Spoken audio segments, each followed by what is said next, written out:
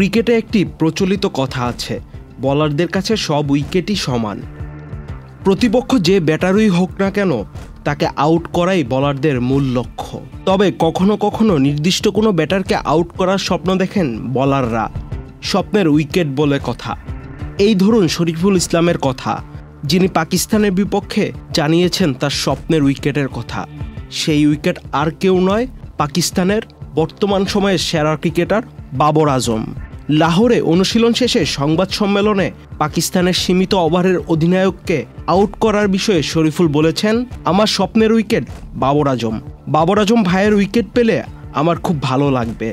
গত বছর তার সঙ্গে LPL-এ খেলেছি, মানুষ হিসেবেও তিনি খুবই ভালো।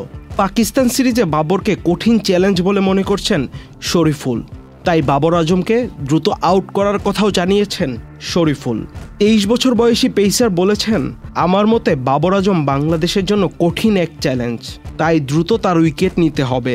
বাংলাদেশের জন্য সিরিজটা সহজ হবে না বলে জানিয়েছেন শরীফুল ইসলাম। তিনি বলেন, বাবর, শান মাসুদরা বিশ্বমানের ব্যাটসম্যান, আমাদের বোলিং আক্রমণও ভালো, তাদের বিপক্ষে লড়তে হবে।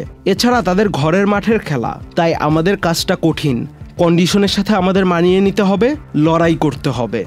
আগামী 21 আগস্ট থেকে শুরু হতে যাওয়া প্রথম টেস্টের ভেন্যু রাওয়ালপিন্ডির পিচ নিয়ে শরীফুল বলেছেন, প্রথমত আমি এখনও রাওয়ালপিন্ডির উইকেট দেখিনি।